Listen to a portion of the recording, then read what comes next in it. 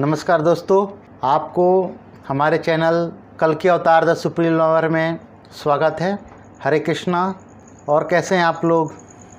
आज का एक मैं बहुत ही महत्वपूर्ण विषय लेकर आया हूं और आज का विषय है कौन कौन धर्म राज्य अर्थात सतयुग में प्रवेश करेगा। तो चर्चा करने से पहले यदि आपने हमारे चैनल को सब्सक्राइब नहीं किया तो सब्सक्राइब कर लें और बेल आइकन को भी दबा लें, क्योंकि आगे बहुत सारे अच्छी जानकारियां जो हैं वो आपको इस चैनल के माध्यम से मिलता रहेगा। और ये आज का जो विषय है बहुत ही महत्वपूर्ण विषय है, इसलिए आप जो है इस वीडियो को अंत तक देखिए और देखने के बाद आपको क्या समझ में आता है, आपका क्या विचार है, उस विचार को आप कमेंट के द्वारा बताएं। तो सबसे पहले जो है धर्म राज्य यानी सतयुग, भगवान कल्कि का जो राज्य होगा वो होगा धर्म राज्य, और वह जो धर्म राज्य है वह सतयुग है। उस धर्म राज्य में कौन कौन है जो प्रवेश करेगा यानी कि सतयुग में तक जाएगा। तो सतयुग तक जाने के लिए आपको बहुत सारी जो लेवल हैं, जीवन की कठिनाइयां हैं, विपत्तियां हैं, उनको आपको पार करना पड़ेगा। और उस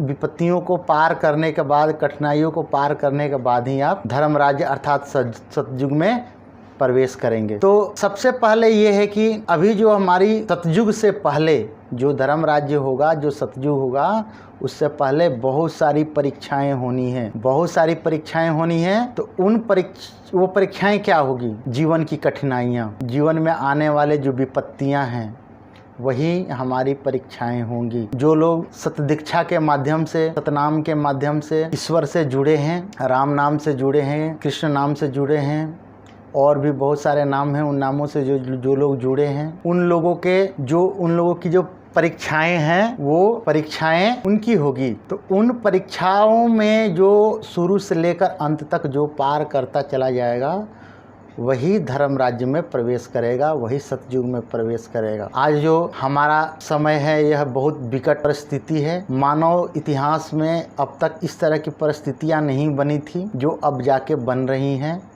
और आगे चल करके यही जो है प्रलय काल है, महाप्रलय काल जो आ रहा है, जो चल रहा है, यह महाप्रलय काल ये बहुत लंबा खींचने वाला है। ये कम से कम 15-20 साल चलेगा। प्रलय काल में, जिसको अलग अलग धर्म ग्रंथों में अलग अलग नाम दिया गया है, कुरान में कयामत कहा जाता है और बाइबल में अंत का दिन है, ऐसे करके बहुत सारे हैं। हमारे हिंदू धर्म ग्रंथों में इसे प्रलय काल कहा गया है। तो ये जो प्रलय काल है, इस प्रलय काल में बहुत सारी समस्याएं जो है मनुष्य के जीवन में आएंगी।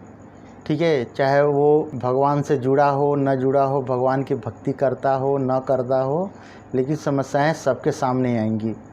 जो भगवान की भक्ति करता है उसके लिए एक सुलभ रास्ता ये होगा कि वो भक्ति के बल पर अपने गुरु का जो मार्गदर्शन होगा, उस गुरु के मार्गदर्शन होगा, उस मार्गदर्शन से उनके अंदर जो भक्ति होगी, उनका ज्ञान होगा, उनका जो मार्गदर्शन होगा, उससे वो इन सारे विपत्तियों का, कठिनाइयों का वो आसानी से सामना कर लेंगे। जो भगवान की जो भक्ति है वो कैसे प्रकट होगी? तो भक्ति प्रकट होगी ठीक उसी तरीके से जैसे हनुमान जी को हुआ था। ठीक है, हनुमान जी को हुआ था। ठीक है, हनुमान जी उस काल में भी उनके सामने बहुत सारी कठिनाइयाँ, समस्याएं, विपत्तियां उनके सामने आई थी, बहुत बड़ी बड़ी समस्याएं थी, लेकिन वो सारे जो काल थे वो उनका कुछ नहीं बिगाड़ पाए थे। तो ऐसा ही इस बार भी है कि जो भगवान कल्कि के भक्त होंगे, जो भगवान के भक्त होंगे, वो अपनी भक्ति की शक्ति, भगवान का जो आदेश होगा उसको पालन करते हुए वो बचते और बढ़ते चले जाएंगे। अब हम देखते हैं कि आखिर जो भगवान कल्कि जो हैं वो कौन कौन से कार्य करेंगे। भगवान कल्कि जो हैं कौन कौन से कार्य करेंगे? तो सबसे पहला जो काम होगा उनका वो होगा आध्यात्मिक उन्नति करेंगे और दुनिया में नई आध्यात्मिक चेतना का प्रवाह करेंगे। उसके बाद सामाजिक व्यवस्था में आमूलचूल परिवर्तन करेंगे। जो सामाजिक व्यवस्था होगी उस सामाजिक व्यवस्था में भी परिवर्तन होगा। जैसा हमारा भी रहन सहन ढंग है, जीवन जीने का जो तरीका है वो परिवर्तन होगा। और उसके बाद वर्णाश्रम जो है, वर्ण व्यवस्था है, उस वर्णाश्रम को पुनर्गठित करेंगे, बिल्कुल वैसे ही जैसे वैदिक काल में था, उसको और मॉडिफाई करेंगे वो। और शिक्षा, दीक्षा और विवाह आदि जो संस्कार हैं, इसमें जो विकृतियां आई हुई हैं, उस विकृतियों को वो दूर करके और उसको वेद संबद्ध बनाएंगे।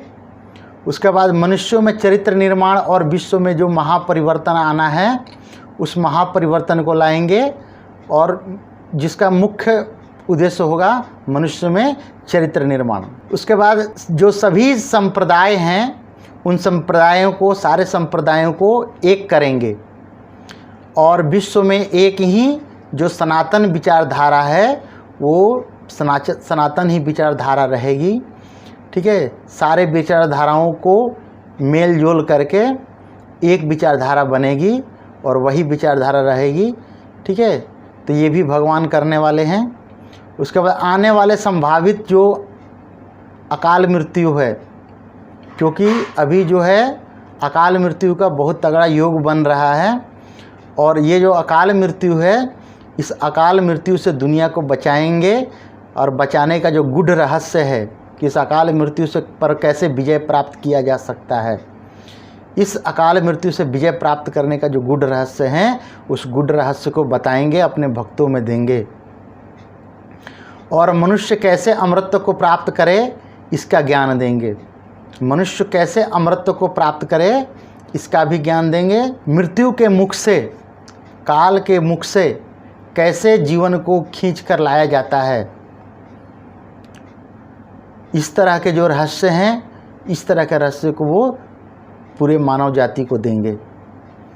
और जो अध्यात्म है और विज्ञान है, इन दोनों को अभेद कर देंगे, यानी कि दोनों को एक कर देंगे। अध्यात्म और विज्ञान दोनों को अभेद यानी कि एक कर देंगे।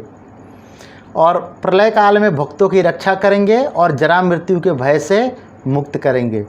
जो प्रलय काल होगा, उस प्रलय काल में भक्तों की रक्षा करेंगे और जरा मृत्यु के भय से मुक्त करेंगे। तो जब जो प्रलय काल है, इस प्रलय काल में जो भगवान हैं वो भक्तों की रक्षा करेंगे। तो भगवान जो हैं वो भक्तों की रक्षा कैसे करेंगे? तो भगवान जो है भक्तों की रक्षा गुरुओं के अनुयायी हैं। जो मुझे समझ में आता, मैं बता रहा हूँ आपको कि जो गुरुओं के अनुयायी हैं वे लोग किसको पुकारेंगे? जो राम को मानता है वो राम को पुकारेंगे, जो कृष्ण को मानता है वो कृष्ण को पुकारेंगे, जो ठाकुर को मानता है वो ठाकुर को पुकारेंगे, जो अपने गुरु को भगवान रूप में मानता है वो अपने गुरु को पुकारेंगे। और इस तरीके से जो समूह बना है वो उनकी रक्षा करे, अपनी स्तर पे वो सब अपनी अपनी रक्षा करेंगे। जो धर्म राज्य है उस धर्म राज्य में, या जो सतयुग है उस सतयुग में भेजने की जो जिम्मेवारी है वो गुरुओं की है। वो गुरु ही उन्हें सतयुग तक भेजने का रास्ता, मार्ग देंगे, धर्मराज में प्रवेश कराएंगे। तो ऐसी स्थिति में वर्तमान जो परिस्थिति है, बहुत सारे लोग ऐसे हैं जो नकली पखंडी गुरुओं के चक्कर में फंसे हुए हैं। फिर उनका क्या होगा? गुरु चाहे कैसा भी हो, वो उसका हृदय जो है निश्चल है और ईश्वर की भक्ति करता है, ईश्वर को पुकारता है, तो ईश्वर भी उसी रूप में प्रकट होंगे ही होंगे और उन्हें बचाएंगे। लेकिन जो इससे समाज में जो विकृतियां फैली हैं, नकली पखंडी गुरुओं के वजह से जो समाज में विकृतियां फैली हुई है, जो देश दुनिया समाज सबको धोखा दे रहे हैं, वे लोग भक्तों का तो नुकसान कर ही रहे हैं, शिष्यों का नुकसान तो कर ही रहे हैं, लेकिन समाज का, देश का, विश्व का भी बहुत बड़ा नुकसान कर रहे हैं। आप लोगों ने सुना होगा, जय गुरुदेव ने कहा था कि ज़रूरत पड़ी तो मैं 400 साल तक भी जीवित रह सकता हूँ। तो इस तरीके के जो टान वाले गुरु हैं, जो अपने भक्तों के लिए वो आएंगे और अपने भक्तों की रक्षा करेंगे। युग पुरुषोत्तम परम दयाल श्री ठाकुर अनुकूल चंद्र जी ने भी अपने ग्रंथ सत्यन शरण में इस पर एक बात बोली है। उन्होंने कहा है कि सर्वप्रथम हमें दुर्बलता के विरुद्ध युद्ध करना होगा, साहसी बनना होगा, वीर बनना होगा। पाप की ज्वलंत प्रतिमूर्ति है दुर्बलता, भगाओ, जितना शीघ्र संभव हो रक्त शोषणकारी अवसाद उत्पादक वैम्पायर को। स्मरण करो तुम साहसी हो, स्मरण करो तुम शक्ति के तनय हो, स्मरण करो तुम परमपिता की संतान हो। पहले साहसी बनो, अकपट बनो, तभी समझा जाएगा धर्मराज में प्रवेश करने का तुम्हारा अधिकार हुआ है। थोड़ी सी भी दुर्बलता रहने पर तुम ठीक ठीक अकपट नहीं हो सकोगे, और जब तक तुम्हारे मनमुख एक नहीं होते तब तक तुम्हारे अंदर की मलिनता दूर नहीं होगी। तो उन्होंने इस विषय में ये कहा है कि सबसे पहले वीर बनना होगा, साहसी बनना होगा और अकपट बनना होगा, तभी समझा जाएगा कि धर्म राज्य में अर्थात सतयुग में प्रवेश करने का तुम्हारा अधिकार हुआ है। तो उन्होंने स्पष्ट रूप से इस बात को बताया है अपने ग्रंथ सत्यानुसरण में। और तो ये जो हमारा जीवन है, इस जीवन में बहुत सारी दुर्बलताएं हैं, बहुत सारी कमियां हैं, जिनमें हमें सुधार की ज़रूरत है, हमें विचार की ज़रूरत है, हमें सोचने की ज़रूरत है कि हम अपने अंदर जो है परिवर्तन कैसे लाएं। और हमें परिवर्तित होना पड़ेगा। अगर हम नहीं होंगे तो समय हमें परिवर्तित कर देगा, अगर हम नहीं होंगे तो समय हमें परिवर्तित कर देगा। समय हमारे सामने ऐसे खड़ा हो जाएगा कि हमें अपने आप को दो में से कोई एक चुनना होगा। ठीक है, तो इस तरीके से हमें परिवर्तित अपने आप को करना पड़ेगा। हमारे अंदर जो है कमियां हैं चरित्र में, और कथनी और करनी में जो अंतर है, उस कथनी और करनी में जो अंतर है उसमें हमें बदलाव लाना पड़ेगा। हमें धर्मराज में प्रवेश करने के योग्य बनना होगा। तो सतयुग की जो स्थापना है, सतयुग की जो स्थापना है वो तभी होता है जब पापाचार खूब होता है, जम के होता है पापाचार। तो जब तक ये जम के पापाचार नहीं होगा, अपने अंतिम चरण पे नहीं होगा, तब तक सत्य की या सतयुग की कल्पना करना बेमानी है। ठीक है, पूरी तरीके से सतयुग नहीं आएगा जब तक कि पापाचार पूरे अपने चरम पर न हो। चरम होगा, फिर पापाचार का अंत होगा, और उस अंत के बाद सब लोग एक धर्म राज्य जो है सतयुग है, उस सतयुग की ही तभी हम परिकल्पना कर सकते। ठीक उसी प्रकार जितने मार काट, अहिंसा है, युद्ध है, भाई भाई की लड़ाई है, जाति जाति की लड़ाई है, धर्म धर्म की लड़ाई है, देश राज्य की लड़ाई है, ये सारी जो अहिंसा होता है।